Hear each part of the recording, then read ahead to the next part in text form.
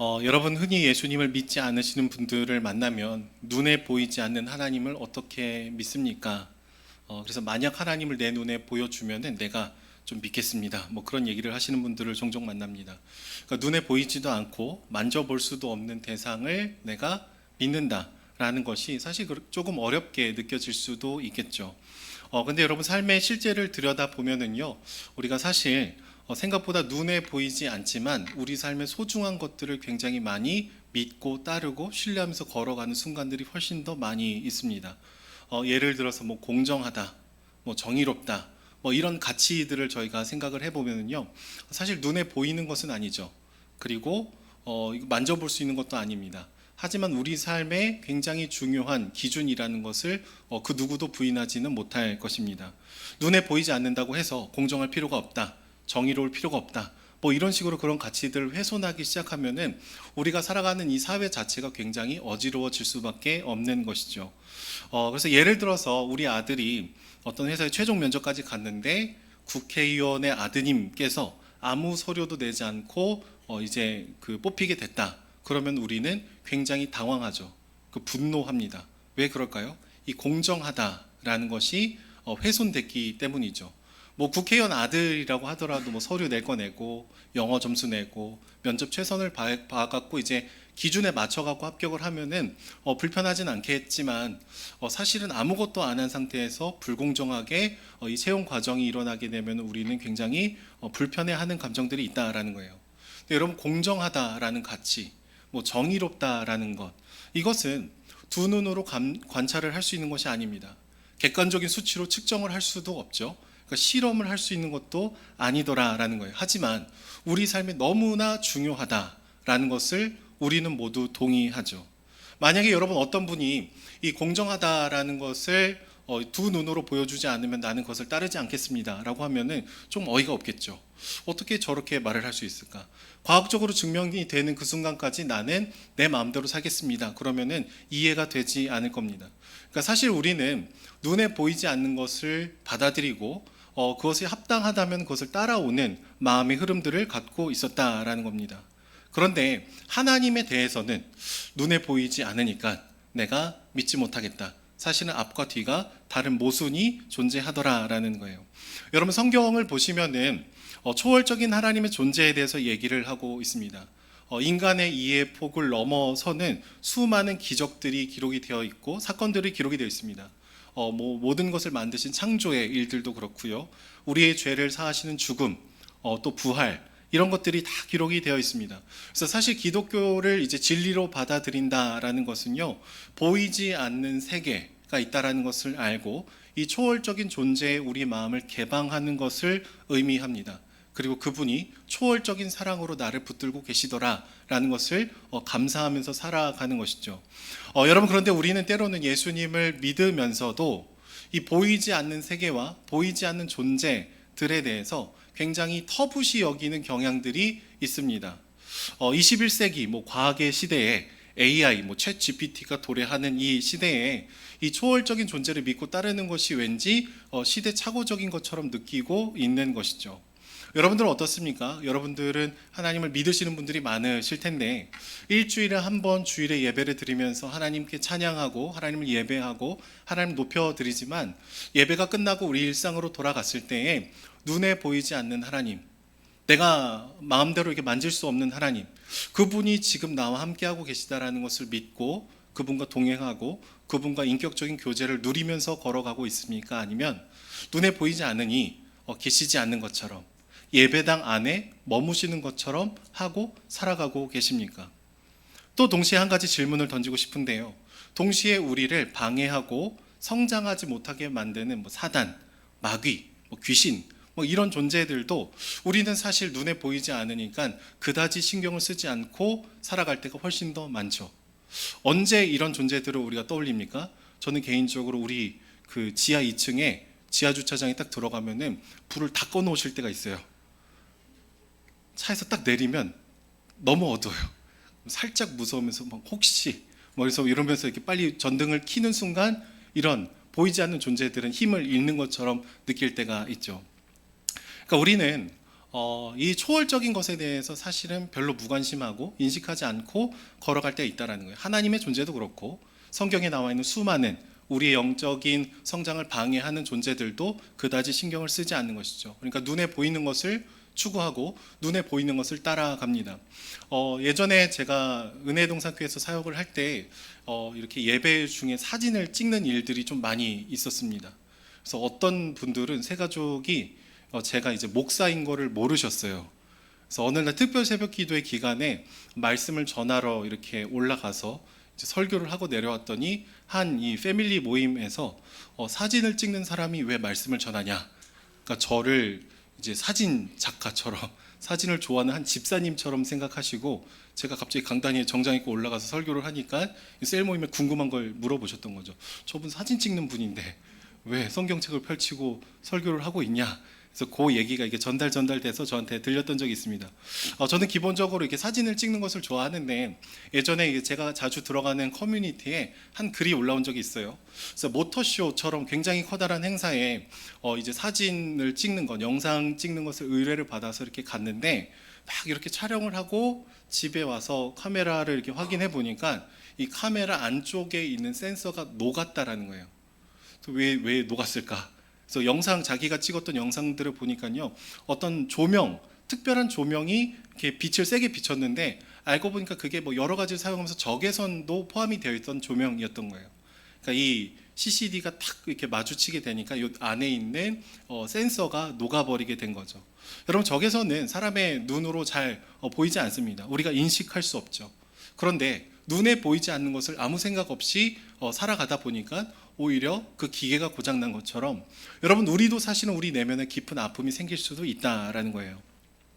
오늘 우리가 읽은 말씀 본문에서는 이 세상의 통치자, 권세들, 어둠의 세상 주관자들, 하늘에 있는 악의 영들과의 싸움에 대해서 경고하고 전신갑주를 입으십시오, 이런 얘기를 하고 있습니다. 그러니까 눈에 보이지 않지만 실제 하는 이 어둠의 세력들에 대해서 경고하고 있고 이것을 경계하면서 살아가야 됩니다라는 얘기를 하고 있다라는 거예요. 여러분, 하나님은 바울을 통해서 이 세상의 주관자들이 갖고 있는 특징이 무엇이라고 얘기를 할까요? 간사한 계략을 펼치는 존재다라고 얘기합니다. 속이고 미혹하고 유혹에 넘어뜨리는 그런 존재들, 그리고 우리를 끊임없이 정죄하는 불화살을 쏘는 그런 존재들이라고 얘기하죠. 이런 치열한 갈등과 영적인 부딪힘이 우리가 인식하지 못하지만 굉장히 치열하기 때문에 전쟁의 용어를 쓰면서 전신갑주를 입어야 된다라는 것을 분명하게 얘기를 하고 있습니다. 여러분, 우리가 인식하지 못할 수도 있지만 영적인 전쟁, 부딪힘, 이런 갈등들은 굉장히 가까이 있고 은밀하면서도 너무나 자주 일어나는 거예요. 그런데 우리의 능력이 아니라 하나님의 능력으로 우리가 강건해져야 된다. 바르게 서야 된다. 흔들리지 말아야 된다라는 얘기를 하고 있죠. 여러분, 복음서의 얘기를 보면은 예수님께서 가르치시고 치유하시고 복음을 전파하시면서 굉장히 많이 행하셨던 사역이 있습니다. 그것은 귀신 들린 자를에게서 이제 귀신을 쫓아내는 축기의 사역이었어요. 그리고 복음서의 여러 내용들을 보면은요, 귀신들의 존재가 분명히 있다라고 얘기를 하고 이 존재들은 예수님이 어떠한 존재인지를 꽤나 선명하게 합니다. 예수님이 오시니까 당신은 하나님의 아들입니다라는 얘기를 했대요. 그런데 또 한 가지를 얘기하죠. 그런데 우리는 당신과 상관이 없습니다, 이런 얘기를 합니다. 예수님의 존재에 대해서 어느 정도 알지만 나랑 상관이 없는 존재라는 것을 자처하고 있는 것이죠. 여러분, 그런데 오늘을 살아가는 우리는 어떤 생각으로 하루하루를 살아갈까요?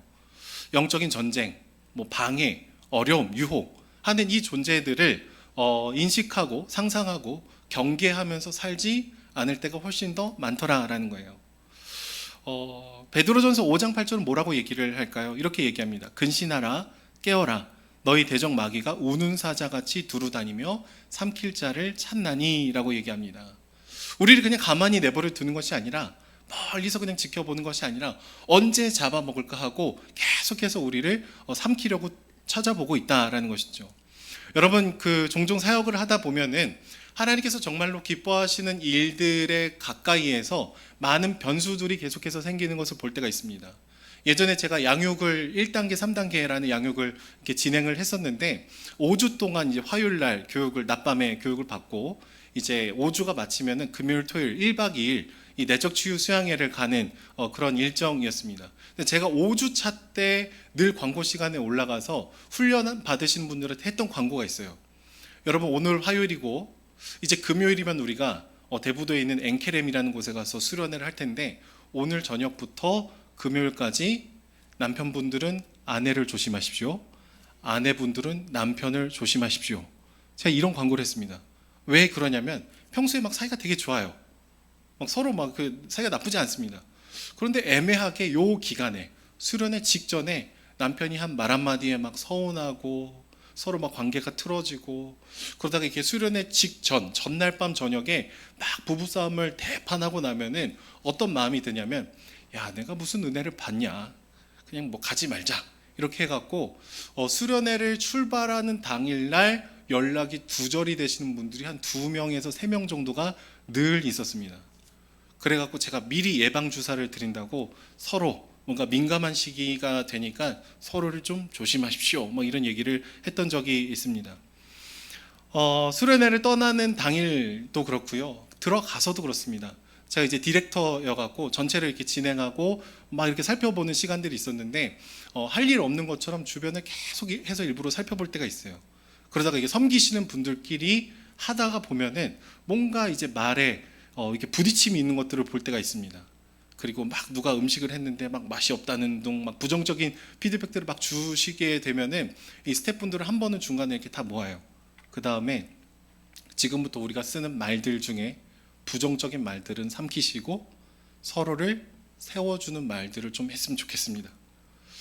뭔가 미묘한 이런 흐름들이 있습니다. 열심히 섬기러 왔는데 사실 나는 열심히 했는데 뭔가 부정적인 얘기를 들으면은, 야, 내가 막 이런 대우를 받으려고 지금 여기까지 왔냐, 막 이런 마음들이 생겨나게 되는 것이죠. 그래서 전체를 보면서 계속해서 이 흐름들을 돌아볼 필요가 있다라는 것이죠. 제가 중등부를 예전에 섬겼을 때 마지막 날에 정말 아이들이 막 울고 불고 기도하고 막 저 하나님 만난 것 같아요, 막 이랬던 시간들이 있습니다. 그런데 집회가 다 끝나고 잠을 자는데 남자 아이들이 이렇게 다른 친구 얼굴에 막 낙서를 한 거예요. 저도 어렸을 때 성경학교 때 그랬거든요. 막 치약 가지고 가고 눈 밑에 발라놓고, 저는 그랬는데 그 중등부 아이들이 은혜를 많이 받고 나서 그 저녁에 누군가 한 명을 딱 골라갖고 이렇게 해놓은 거예요. 근데 이 아이가 전날 저녁에 강사님 저 되게 은혜 받은 것 같아요, 막 그래서 막 얘기를 했었거든요. 근데 아침에 탁 하고 일어나니까 애들이 막 주변에 있는 애들이 막 낄낄낄 거리면서 웃는 거예요. 거울을 딱 봤더니 막 내가 예상하지 못했던 막 펜으로 얼굴에 낙서가 돼 있었던 거죠. 이 아이의 마음이 완전 무너졌습니다. 어젯밤에 어떤 은혜를 받았는지 기억 안 납니다. 다 망가졌어요. 그래서 막 너무 화가 나갖고 뭐 저한테 찾아와갖고 낙서 한 애를 막 죽여버리고 싶다.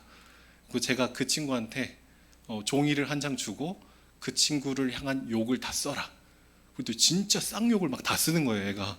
와, 막 육두문자 다 쓰면서. 그래서 제가 그 아이를 좀 위로해주고 다시 뭐 이렇게 하긴 했는데 너무 아쉬운 거죠. 되게 좋았는데, 은혜를 받았는데 뭔가 그 직후에 뭔가 탁 틀어지니까 은혜는 온데간데 없고 부정적인 감정들만 굉장히 많이 남아 버리게 된 겁니다. 여러분, 때로는 결혼을 준비하는 우리 청년들을 만날 때가 있어요. 너무 사랑해갖고 막 만났는데요, 결혼을 준비하다 보면 이게 실전과 현실에 부딪히게 됩니다. 그러면서 이 결혼 문화 자체가 저는 굉장히 세속적인 영역들이 분명히 있다고 생각하는데, 뭐 이 집은 얼마를 해오고 너네 집은 얼마를 해올 수 있냐, 결혼식은 뭐 어떻게 하고 뭐 스드 매는 뭐 얼마를 하고 막 이런 것들이 굉장히 상업적인 요소가 많지 않습니까? 이렇게 하다 보니까 조그만 거 하나하나에 계속 부딪히는 거예요. 두 집안의 문화가 다르고 결정하는 방식이 다르고 뭐 형편도 다를 수도 있겠죠. 근데 결혼을 준비하다가 막 청년들이 지쳐가지고, 와, 결혼 준비가 이렇게 어려운 줄 몰랐어요, 2번은 못하겠습니다, 뭐 이렇게 얘기를 하는 거예요. 그래서 그 친구들을 보면서 제가 늘 해주는 얘기가 있습니다. 누구야, 너희 믿는 너희들이 만나갖고 한 가정을 이룬다는 거를 하나님이 기뻐하실까 안 기뻐하실까? 뭐 기뻐하시겠죠. 그럼 그걸 뒤집어서 생각해 보면, 너네가 사랑하고 만나고 서로를 위해서 헌신하겠다고 하면서 결혼을 하는데 누가 싫어할까? 싫어하는 사람이 있어요? 사단이 기뻐하지 않을 거다. 그러니까 작은 거 하나하나 할 때마다 뭔가 마음이 틀어지고 똑같은 말인데 서운하게 생각하고 불편해하고 선입견을 갖게 되고, 이런 것들 안에 그냥 저 사람이 나빠서가 아니라 우리 남편 집안이 이상해서가 아니라 이 가정이 하나 되는 것을 굉장히 싫어하는 존재가 있다는 것을 꼭 기억해야 된다. 그러니까 예비 신랑을 너무 미워하지 말고 예비 신부를 막 이상하게 쳐다보지 말고 우리가 기뻐하는 그 길을 걸어가는데 계속해서 고춧가루를 뿌리는 존재가 있구나라는 것을 알면서 걸어가면 조금 더 양보하기가 쉽고 조금 더 이해하기가 쉬울 거다. 그렇게 얘기를 해줄 때가 있습니다. 여러분, 그 실제로 헬스장의 트레이너 분들이 늘상 얘기하는 게 있는데요, 우리가 각 잡고 운동을 할 때는 별로 안 다친대요. 야, 이제 운동해야지 해서 정확하게 막 운동을 할 때는 잘 다치지 않는데요. 그런데 언제 다치냐? 운동 전후, 아령을 들고 올 때, 아령을 내려놓을 때, 뭐 운동 다 끝났으니까 탁 하다 허리가 탁 오고, 그냥 뭐 이제 운동해야지 하다가 탁 하다가 목에 담이 딱 오고, 그렇게 된다라는 거예요. 그러면서 헬스장 트레이너 분이 저한테 맨날 얘기했던 게 있으면 전후를 조심하십시오. 근데 여러분, 영적인 원리도 비슷해요. 은혜의 전후를 조심하십시오. 언제 조심해야 될까요? 주일 예배를 나오기 직전, 남편과 아내가 한판 하고 오시는 분들을 우리 교회에서는 아직 한 번도 못 봤지만 얘기를 안 한 것일 수도 있고, 저는 저희 아내랑 교회를 따로 오거든요. 저 먼저 오고 저희 아내 따라와요. 뭐 싸울까봐 따로 오는 건 아니지만 이제 사역 때문에 따로 오는데, 예배 직전에 뭔가 이렇게 틀어지는 경우들이 있어요. 그리고 언제 또 그러냐면 예배를 마치고 나서 주차장, 여기서 시험 드시는 분들 너무 많습니다. 지금은 뭐 저희가 막 이렇게 따로 주차장이 있는 건 아니지만 예배를 잘 드리고 나가고 막 국수 먹고 기쁜 마음으로 딱 차를 탔는데 누가 막 차를 안 빼주면은 막 거기서부터 막 은혜 받은 것을 막 다 쏟아 놓는 거예요. 막 화가 나는 거죠. 그리고 막 주차 요원분들이 이렇게 막 손으로 탁탁 했더니, 야, 왜 나를 손가락으로 오라 그래? 그래서 내가 지금 어떤 사람인데 뭐 손으로 오라 그러고 가라 그러고 멈추라 그러고, 그분은 사고 날까 봐 하시는 건데 뭔가 그 순간에 하나하나를 이상하게 해석할 수도 있다라는 거예요. 그분이 이상하냐? 내가 이상하냐? 아니요. 그 전에 우리가 은혜 받은 것을 싫어하는 존재가 있다. 나를 다시 엉뚱한 데서 엎어지게 만들려는 존재가 있다. 이것을 인식하면서 걸어가면은요, 야, 저분은 더운 날 고생하시는구나 하고 그냥 넘어가면 되는 거죠. 그러니까 우리는 계속해서 고민해야 돼요. 눈에 보이지 않는 어딘가 시꺼먼 녀석이 나를 삼키려고 쳐다볼 수도 있겠다라는 가능성을 열어두고 우리 삶을 살아가야 된다라는 것이죠. 여러분, 그런데 우리 마음을 헤집어 놓으려는 이 영적인 존재 자체를 인식하지 않고 터부시 여기면은요, 상황에 끌려갑니다. 기분에 끌려가요. 이것이 반복이 되는데도 알지 못하는 모습을 보이게 되는 거예요. 그래서 오늘 본문의 사도 바울은요, 영적인 전쟁의 대상이 있음을 기억하고 끌려가지 마라, 흔들리지 마라, 전신갑주를 입어야 된다라는 얘기를 하고 있는 것이죠. 여러분, 그런데 꼭 중요한 게 있습니다. 이렇게 말씀드리면 어떤 분들은 이렇게 이분법적으로 생각을 해요. 그래서 모든 변수들이 다 영적인 방해라고 하는 건 아니에요. 또 반대로 뒤집어서 모든 돌발 상황들이 또 다 영적인 방해가 아니라는 것도 아닙니다. 무슨 말 하는 거야? 그러실 수 있는데, 너무 예민할 필요도 없고 너무 무시해서도 안 된다는 거예요. 이 중간이 중요해요. 예를 들어서 막 예배를 드리는데 누가 기침을 갑자기 막 했더니 저 예배를 방해하는 영, 예수 그리스도의 명언이 떠나갈지언, 아니라는 거예요. 기침하신 거예요. 가능성만 두고 가야 성숙한 이 경계를 할 수 있는 것이죠. 또 반대로 그냥 예배 드리면 되지 뭐 하면서 아무런 방해가 없을 거라고 생각을 해서도 안 된다라는 것이죠. 주일 아침마다 우리 남편이, 우리 아내가 이상한 사람이 되어버리는 게 아니라 그 남편 뒤에 서서, 아내 뒤에 서서 우리를 흔들려고 하는 존재가 있을 수 있다라고 생각하면서, 남편이 뭔가 예민하게 굴면은 그냥 좀 그런 일이 있나 보다 하면서 받아주면서 오면 되는데, 탁 째려보고 한번 고춧가루 뿌리고 돌아오면은 서로 예배 드리는데 막 분노가 막 이렇게 치밀어 오를 때가 있는 것이죠. 가끔 보여요. 딱 보면은 이렇게 막 근육에 경련이 일어나시는 분들이 있거든요. 뭔가 쉽지 않게 오셨구나라는 추측을 하죠. 그러니까요, 여러분, 내가 말씀대로 살기를 기뻐하지 않는 존재가 분명히 있다. 이것을 인식하고 함정에 빠지지 않아야 된다라는 것을 오늘 본문에서 전제하고 있습니다. 그런데 여러분, 에베소서의 말씀을 보면은 먼저 하나님의 은혜로운 선언을 먼저 충분하게 얘기를 했습니다. 1장부터 5장까지의 내용을 보면은 우리가 예전에는 두려움에 질질질 끌려가던 그런 존재였는데 예수 그리스도의 그 사랑과 은혜로 구원을 받게 된 다음에는 하나님의 그 보좌에 함께 앉게 됐고 생명을 받게 됐고 일으키심을 받게 된 존재라는 것을 얘기해 주었습니다. 그러니까 예전에는 죄에 끌려가던 인생이었는데 이제는 하나님의 자녀답게 살 수 있는 존재가 되었다라는 이 개인의 영혼의 구원에 대해서 얘기를 해주고 있어요. 두 번째로, 그렇게 하나님의 은혜를 받은 자들이 나뿐만 아니라 여기저기 주님께서 붙여주셨는데 이방인들과 유대인 사이에 있었던 담을 허물어 주셔서 우리가 이제는 하나님을 주인으로 하는 새로운 가족 공동체를 만나게 됐습니다라는 얘기를 합니다. 그리고 그 다음에 사랑받은 자답게 우리가 서로를 어떻게 사랑하고 섬길지, 피차 복종할지에 대해서 분명히 그 얘기들을 해 주셨어요. 그런데 이런 복음은요, 귀로 들을 때는 너무 감사해요. 주일날 예배를 드릴 때는 와, 그거 좋은 거다 막 이렇게 느껴집니다. 그런데 우리 삶의 현장에 딱 들어가서 보면은 쉽지 않다라는 거예요. 말씀대로 살기가 어렵습니다. 그리스도를 경외함으로 피차 복종하는 것, 실제로 그렇게 간단한 일이 아니라는 것을 알죠. 우리는 픽픽 쓰러지기 마련입니다. 우리가 살아오던 삶의 습관대로 다시 그냥 반응하는 것이 익숙한 존재들이죠. 그리스도를 경외하며 피차 복종하는 것보다는 다투고 나의 입장을 얘기하고 자기 주장하고 갈등 상황을 자처하는 것이 더 쉬운 존재들이라는 거예요. 그래서 은혜로운 말씀을 보면 볼수록 하나님의 말씀 너무 좋은 얘기인데 내가 실제로 그것을 순종하면서 살기가 너무 어렵습니다라는 그런 마음으로 걸어가게 되죠. 여러분, 하나님의 말씀은 높고 나의 삶의 수준은 낮을 때 사단은 어떤 역할을 그때 할까요? 우리를 정죄합니다. 야, 너는 살 수 없어. 너의 믿음은 뭔가 잘못된 게 많아. 네가 그러고도 그리스도인이야. 네가 그러고도 목사야. 우리가 넘어질 때마다 사단은 계속해서 우리를 정죄하고 비판하고 두려움을 줍니다. 그런데 사단은요, 더 나아가서 하나님의 사랑을 계속해서 쪼그라뜨려요. 에베소서에 나와 있는 하나님의 말씀 무조건적인 사랑이거든요. 하나님께서 막 이만한 사랑을 주셨다. 근데 하나님의 성품을 계속해서 내 수준인 사랑인 걸로 막 이렇게 쪼그라뜨립니다.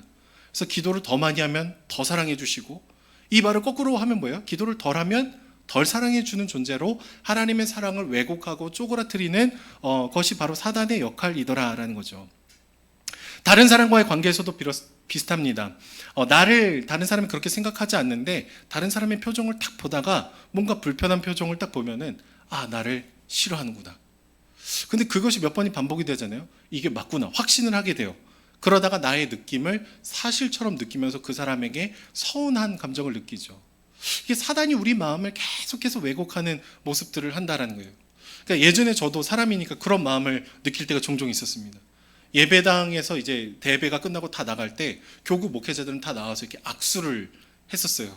지사님 안녕하세요, 안녕하세요. 이렇게 남자분들 성도님들 다 악수합니다. 근데 어떤 분이 유독 제가 손을 내밀면 쓱 하고 지나가시는 거예요.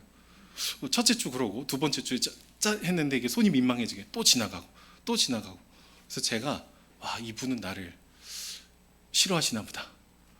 근데 또 이제 신방 요청이 들어와 갖고 제가 두려움에 떨면서 주님, 이분의 마음을 열어주십시오 했더니 그분은 그냥 자기는 쑥스럽대요.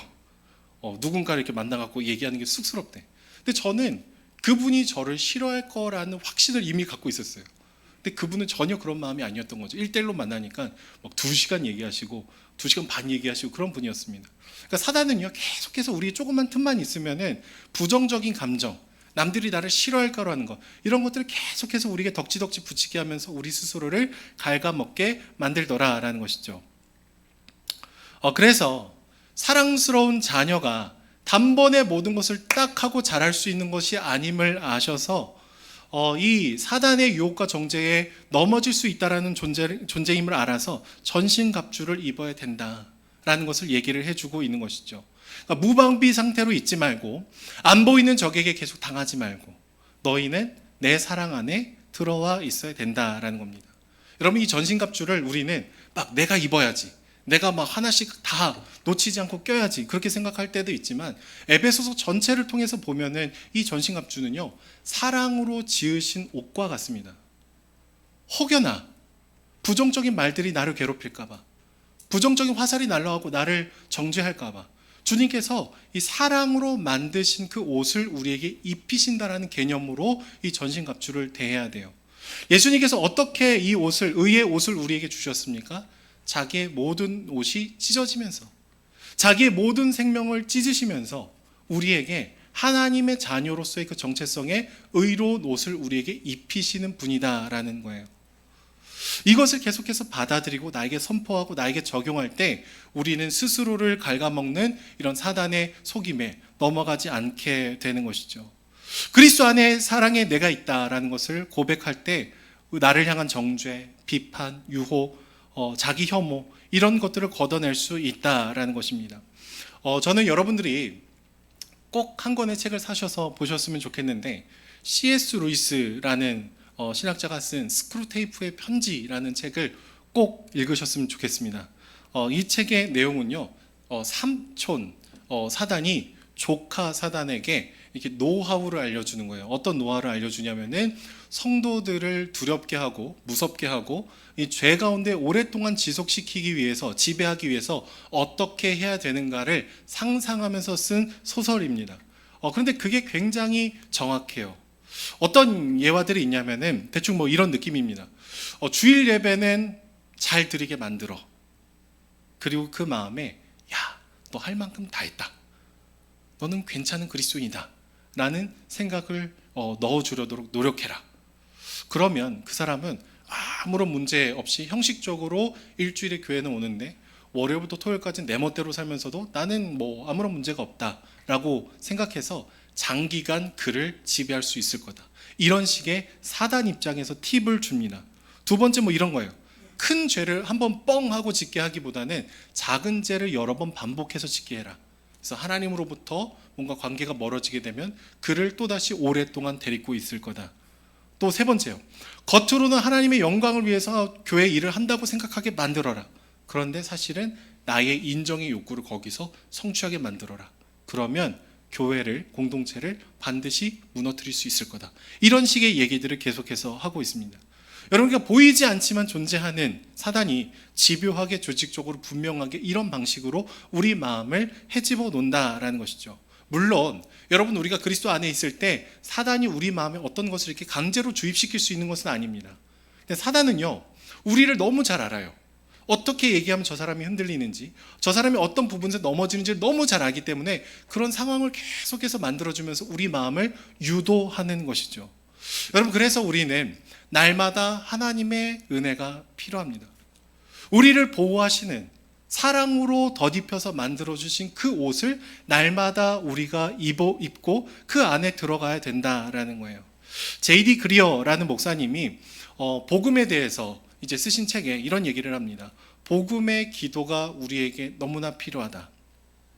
부정적이고 정죄하는 말들이 난무하는 세상 속에서 복음의 언어, 사랑의 언어로 스스로를 계속해서 씻어내는 과정들이 너무나 필요하다라고 얘기합니다. 그 중에 일부를 인용하면 이렇습니다. 우리 화면에 나올 텐데 이렇게 기록이 되어 있어요. 그리스도 안에서 제가 하는 어떤 일도 당신이 저를 더 사랑하시도록 할 수 없고 덜 사랑하시도록 할 수 없습니다. 여러분, 이 말이 뭐죠? 내가 어떤 것을 한다고 해서 사랑이 더 커지지 않는다라는 거예요. 내가 어떻게 넘어진다고 해서 하나님의 사랑이 막 쪼그라들고 취소되지 않는다는 겁니다. 왜요? 예수 그리스도의 그 십자가의 죽으심으로 나를 향해서 이미 완전한 사랑을 부어주셨기 때문에. 근데 이것을 계속해서 고백해야 된대요. 우리는 때로는 교회를 섬기고 하나님에 관련된 일을 하면은 왠지 하나님이 나를 더 사랑할 줄로 착각합니다. 아니요, 거짓말입니다. 하나님은 우리 있는 모습 그대로 사랑하셔요. 누군가가 넘어지면 하나님의 사랑이 취소될 거라고 생각합니다. 아니요, 하나님은 죽기까지 내가 너를 사랑했다고 확실한 증거를 보여주신 것이죠. 그래서 얘기합니다. 당신의 임재와 인정이 영원한 기쁨을 위해 저에게 필요한 모든 것입니다. 그래서 여러분, 복음은요, 그냥 내가 초신자일 때, 예수님을 처음 믿을 때 그냥 복음이란 이런 거구나 하고 이제 그냥 신경 안 쓰는 게 아니라, 복음은 우리가 살면서 모든 결정과 사람을 대하는 관계들과 그 모든 것에 계속해서 끊임없이 적용이 되어야 된다라는 것이죠. 그런 의미에서 오늘 나오는 전신갑주를 입어라 라는 것은요, 번역해서 보면 하나님이 우리를 얼마나 사랑하시는지 그 사랑의 옷을 입으십시오 라는 얘기와 동일합니다. 여러분 믿음으로 고백하셔야 됩니다. 여러분들이 얼마나 더 하나님을 위해서 어떤 일을 하시던 간에 여러분들이 더 사랑스러울 수는 없습니다. 이미 완전히 사랑스럽기 때문에 그래요. 여러분들의 그 어떤 실망스러운 행동도 여러분들을 하나님의 사랑에서 끊어낼 수 없습니다. 왜냐하면 주님의 사랑은 우리의 연약함보다 더 크기 때문이죠. 여러분 때로는 말씀을 전하는 저도요, 말씀대로 살지 못해서 괴로운 순간이 있습니다. 내가 강단위에서 이렇게 멋진 말을 해놓고 막 넘어진 순간들도 있습니다. 자괴감이 들 때가 있죠. 스스로가 만족이 되지 않은 시간들이 분명히 있습니다. 그런데 그래서 하나님의 은혜가 필요한 거죠. 그럼에도 불구하고 나를 사랑하시는 하나님의 사랑을 우리가 바라보고 그 사랑의 무한하시고 초월적이고 아름다운 것을 우리가 목도하게 되면은 여러분 우리가 진정으로 변하게 돼요. 그냥 문제가 되는 행동 하나하나를 그냥 수정하는 정도가 아니라 눈가림으로 그냥 그렇게 외식하는 것이 아니라 하나님을 사랑할 때 우리의 영혼이 진정으로 변화되기 시작한다라는 거예요. 그래서 주님은 우리에게 사랑의 옷을 입어라. 내가 너희를 보호하고 싶다. 수많은 정죄와 유혹과 비판과 판단에 끌려가지 마라. 너는 사랑스러운 존재다라고 얘기를 하고 계신 것이죠. 주 안에 사랑하는 여러분. 근데 우리가 서로가 서로에게 그런 얘기를 해주실 수 있었으면 좋겠어요.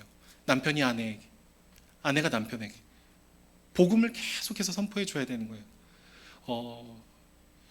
아직도 가야 할 길이라는 책을 보면은 그런 얘기가 나옵니다. 어떤 사람 화살을 자기한테 돌리는 분이 있대요.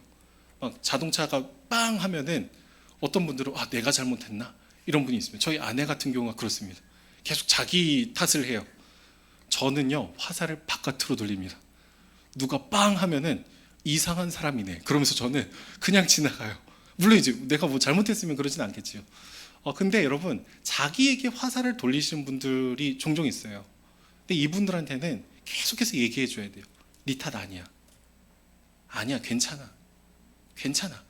계속해서 복음의 언어를 얘기해 주셔야 돼요. 또 반대로 맨날 남 탓하시는 분들이 있어요.